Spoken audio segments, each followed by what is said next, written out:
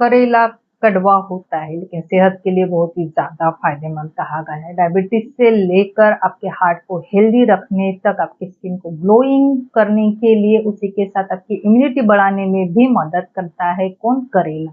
आयुर्वेद में करेले का अलग-अलग तरह से के औषधि स्वरूप में भी यूज़ किया जाता है। करेला आपकी इम्यूनिटी बढ़ाता है, उसी के साथ वज़न कम करने में भी मदद करता है। लेकिन ऐसी कुछ चीज़ें रहती हैं, हम बहुत सारे लोग कॉम्बिनेशन में खाना खाना पसंद करते हैं। तो आपको करेला किसके साथ नहीं खाना चाहिए? आपको किस बात खाने के बाद या खाने से पहले करेला नहीं खाना चाहिए? अगर आप ऐसे करते होगे तो डेफ़िनेटली आपको कुछ साइड इफ़ेक्ट भी देखने को मिलते हैं। अगर आप मतलब गलत कॉम्बिनेशन के साथ करेला खाते होगे तो आपको स्किन से रिलेटेड प्रॉब्लम देखने को मिलते हैं, डाइजेस्टिव सिस्टम से रिलेटेड प्रॉब्लम देखने को मिलते हैं। फर्स्ट टाइम मेरे चैनल पे आए हो तो प्लीज़ मेरे चैनल को सब्सक्राइब कीजिए, वीडियो अच्छा लगा तो लाइक और शेयर भी कीजिए। करेला आपको भिंडी के साथ बिल्कुल नहीं खाना चाहिए। कब भिंडी में भी कैल्शियम आयन पाया जाता है और करेला में भी पाया जाता है, लेकिन इनके गुण जो रहते हैं ये अलग-अलग कहे गए हैं। तो अलग-अलग चीज़ें या अलग-अलग तासीर वाली चीज़ें अगर आप कॉम्बिनेशन में खाते हो तो डेफ़िनेटली आपको कुछ ना कुछ साइड इफ़ेक्ट देखने को मिलते हैं। करेला और भिंडी अगर आप एक साथ खाते होगे या फिर पहले करेला बाद में भिंडी अगर आप खाते होगे तो डेफ़िनेटली इसकी तासीर अलग-अलग रहती है। तो ये रॉन्ग कॉम्बिनेशन कहा गया है आयुर्वेद के हिसाब से। अगर ऐसे रॉन्ग कॉम्बिनेशन वाले अगर आप फूड क खाते होगे तो डेफ़िनेटली आपको पाचन संस्थान से रिलेटेड प्रॉब्लम देखने को मिलती है। जैसे पेट भरा-भरा सा होना या जमना, एब्डोमिनल पेन हो जाना, गैस, ब्लोटिंग हो जाना, इस प्रकार के सिम्पटम आपको दिख सकते हैं। तो आपको करेला भिंडी के साथ बिल्कुल नहीं खाना चाहिए। दूसरा मैं कहती हूँ पपीता और करेला। अगर आप करेले के बाद कुछ फ्रूट्स खाना पसंद करते हो और अगर उसमें आपने पपीता खाया तो वो भी एक गलत कॉम्बिनेशन कहा गया है। विरुद्ध आहार आयुर्वेद के हिसाब से कहा गया है विरुद्ध आहार। अगर विरुद्ध आहार अगर आपने खाया तो डेफ़िनेटली साइड इफ़ेक्ट देखने को मिलते हैं। पपीता जो रहता है ये फ्रूट्स है और करेला एक ये सब्ज़ी है।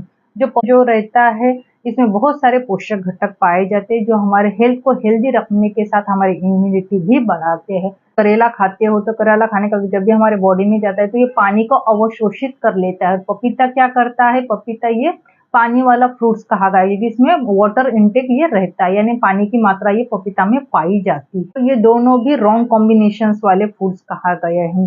पपीता जो रहता है ये इनटेक ये रहता है, यानी पपीता में पानी की मात्रा पाई जाती है और करेला क्या करता है? हमारे बॉडी के जो पानी है इसको एब्ज़ॉर्ब यानी अवशोषित करने का काम करता है। तो डेफ़िनेटली ये दोनों भी अलग-अलग फूड्स है। तो ऐसे रॉन्ग फूड्स अगर कॉम्बिनेशन में अगर आप खाते होगे तो आपको अलग-अलग हेल्थ इश्यू ये हो सकते हैं। मैं कहती हूँ आम, आम के साथ आपको करेला कभी भी नहीं खाना चाहिए।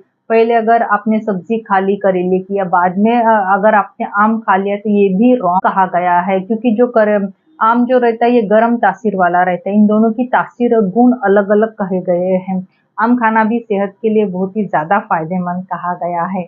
आम जो रहता है ये मीठा रहता है और जो करेला जो रहता है ये कड़वा रहता है। ये विरुद्ध गुण वाले कहा गया और रॉन्ग कॉम्बिनेशन आयुर्वेद के हिसाब से डेफ़िनेटली साइड इफ़ेक्ट ही दिखाने वाले होते हैं। आपको सवेरे उठ के मिल्क पीने की आदत है और फिर चाय पीने की आदत है और ब्रेकफ़ास्ट में या फिर खाने में आप करेले की सब्ज़ी खाते हो या बहुत सारे लोगों को खाना खाने के बाद चाय, कॉफ़ी पीने की आदत रहती है, तो उसमें क्या करते हैं हम मिल्क ऐड करते हैं।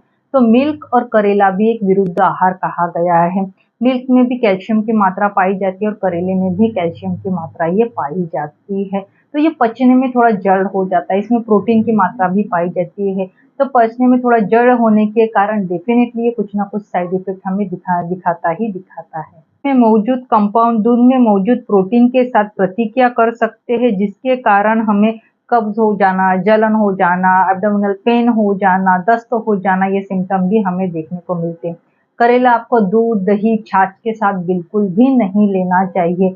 जो दही जो रहता है इसकी तासीर ये ठंडी रहती है, तो डेफ़िनेटली दही खाना सेहत के लिए अच्छा कहा गया है। ये मॉइस्चराइज़र का भी काम करता है, उसी के साथ स्किन ग्लोइंग का भी काम करता है, अपनी इम्यूनिटी बढ़ाता है और डेफ़िनेटली हमें बहुत सारे डिसीज़ से भी बचाने में मदद करता है। कौन? दही और छाछ। अभी बहुत सारे लोगों को खाना खाने के बाद छाछ पीने की आदत रहती है, तो ये विरुद्ध आहार कहा गया है। अगर ऐसे टाइम अगर आपने करेले की सब्ज़ी खाई या खाने से पहले बहुत सारे लोगों को वज़न कम करने के दही खाने की आदत रहती है, तो बाय चांस आपने लंच या डिनर में आपके करेले की सब्ज़ी है, तो ये आपको कुछ मतलब रॉन्ग कॉम्बिनेशन हो गया ना। अगर रॉन्ग कॉम्बिनेशन वाली चीजें खाओगे तो साइड इफेक्ट ये देखने को ही मिलते हैं। आपको मूली के साथ भी करेला नहीं खाना चाहिए। बहुत सारे लोग सलाद के स्वरूप में सलाद जब भी बनाते हैं तो उसमें मूली ऐड करना पसंद करते हैं। मूली और करेला ये अलग अलग गुण वाले दो पदार्थ रहते हैं। अगर आपने सलाद खा लिया और बाय चांस आपके खाने में सब्जी करेले की हो गई तो ये रॉन्ग कॉम्बिनेशन होते हैं, जिसके कारण आपको अलग अलग हेल्थ इश्यू ये हो सकते हैं। मूली जो रहती है ठंडी तासीर वाली होती है, तो ये आपको कफवर्धक होती है, यानी आपको कफ को बढ़ाने का ये काम करती है। तो ऐसे टाइम आप गलत कॉम्बिनेशन वाली चीजें खाते होगे तो आपको सांस लेने में तकलीफ हो सकती है, सर्दी जुकाम हो सकता है, चेस्ट में कफ जमा हो सकता है। बलगम से रिलेटेड अगर आपको पहले से प्रॉब्लम है तो इसको भी इंक्रीज करने में ये मदद करता है। तो ऐसे विरुद्ध आहार आपको अपने लाइफ में नहीं इंक्लूड करने चाहिए। गर्भवती महिला ने भी जो करेला है इसको सोच समझ के ही खाना चाहिए, क्योंकि क्या पहले 3 महीने हमें पहले से ही डाइजेस्टिव सिस्टम से रिलेटेड प्रॉब्लम देखने, जैसे नौशिया हो जाना, वोमिटिंग हो जाना, कॉन्स्टिपेशन हो जाना। अगर आप करेला उसमें ऐड करते होगे तो डेफिनेटली कुछ ना कुछ साइड इफेक्ट दिखाता है। तो गर्भवती महिला ने भी थोड़ी-सी दूरी बनाए रखनी चाहिए करेले के साथ। महिलाएँ ले होती है ये ज़्यादातर दूध पीना पसंद करती है पहले 3 महीने के साथ। अगर आपने करेला भी ऐड कर लिया तो डेफ़िनेटली पाचन संस्थान से रिलेटेड प्रॉब्लम हमें देखने को मिलती है। करेले के साथ पालक खाना बिल्कुल अवॉइड करना चाहिए, क्योंकि पालक भी हेल्दी है और करेला भी हेल्दी है। पालक में भी कैल्शियम आयन की मात्रा पाई जाती है और करेला में भी कैल्शियम आयन की मात्रा पाई जाती है, जिसके कारण हमारे बॉडी में ऑक्जेलेट की उत्पत्ति ये ज़्यादातर देखने को मिलती है, यानी ऑक्जेलेट कैल्शियम ऑक्जेलेट की उत्पत्ति ये ज़्यादातर लेवल बढ़ सकती है, जिसके कारण हमको किडनी स्टोन से रिलेटेड प्रॉब्लम भी देखने को मिलती है।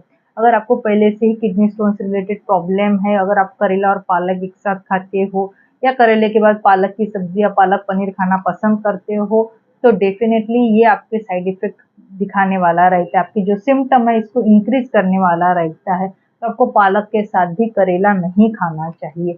ऐसे रॉन्ग फूड्स या रॉन्ग कॉम्बिनेशंस वाले अगर आप फूड अपने लाइफ में इंक्लूड करते हैं तो डेफिनेटली हमारे हेल्थ पे उसके साइड इफेक्ट ही देखने को मिलते हैं। तो ये गिने चुने कुछ कॉम्बिनेशन है जो आपको करेले के साथ नहीं खाना चाहिए।